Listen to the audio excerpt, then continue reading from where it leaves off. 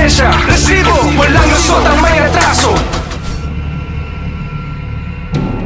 Isang 13 taong gulang na dalagita sa Rizal, ginawang nobya raw ng 46 na taong gulang nilang kapitbahay at ang say ng kanyang tita Lorna, this cannot be. Kaya naman nitong nakaraang linggo, dumulog si Lorna sa resibo para ilapit ang kanyang problema. Sir, gusto ko makulong yung lalaki. Di ako talaga papayag, sir. Igugo ko to kasi mawawala na ako ng pag-asa. Agad na nakipag-ugnayan ang resibo sa Municipal Social Welfare Office o MSWDO ng San Mateo Rizal. Dahil sa sitwasyon ni Trisha, maituturing na siyang child at risk. Kaya kasama ang resibo, MSWD Office ng San Mateo Rizal at Philippine National Police, Women and Children Protection o WCPC San Mateo Rizal. Agad kaming nagtungo sa bahay ni Trisha para i-rescue ang dalagita, ayon na rin sa desisyon at assessment ng mga otoridad. Pagdating sa bahay, naabutan namin si Trisha kasama ang kanyang nakababatang kapatid na itatago namin sa pangalang Tintin, 11 taong gulang. Pero ang pagre-rescue sa mga bata, naging pahirapan. Halika, chinelas. Interviewin ko lang na. Susunod nga, tatawagan. Ay, magagalit niya sa akin. Huwag at magagalit. Eh, kasi... Ano? Ang sinabi niya sa'yo? Ang sinabi niya sa'yo? Gusto alam niya? Gusto alam niya? Alam niya?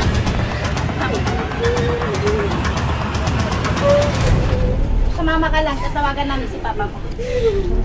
Sa kabila ng pagpupumilit sa mga bata, ayaw pa rin sumama ni Trisha at Tintin kay tita at sa mga social worker. Please, please. Please. Usap na mo, please. Halika, usap tayo. Sige, dito. Sige, sige. Dito. Dito, halika. Nang ma-rescue na ang dalawang magkapatid, agad silang isinailalim sa counseling session. Gusto lang namin na hindi na pa maulit pa. Mag-i-stay kayo sa amin hanggat hindi namin nasisigurado na ang lugar ninyo, ang papa nyo ay napoprotektahan kayo. Sa pahintulot na rin ng mga social worker at ng tiyahing si Lorna, nakapanayam namin si Trisha. Nangligaw po siya sa akin.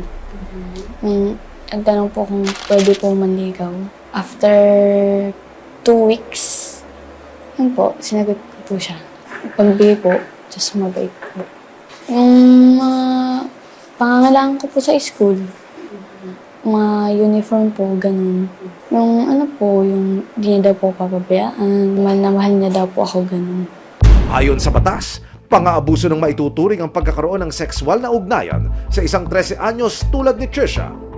Para masiguro ang kondisyon ni Trisha pati na ang kapatid niya, inirekomenda ng social workers na isailalim sa medical tests ang magkapatid. Sa gabay ng social worker PNP WCPC ng San Mateo Rizal at ng kanilang tiyahing si Lorna, minabuti ng resibo na samahan sila sa isang ospital para masuri. Agad silang isinalang sa genital examination para masuri kung may senyales ng pang-abuso. May ebidensya, resibo, walang lusot ang may atraso.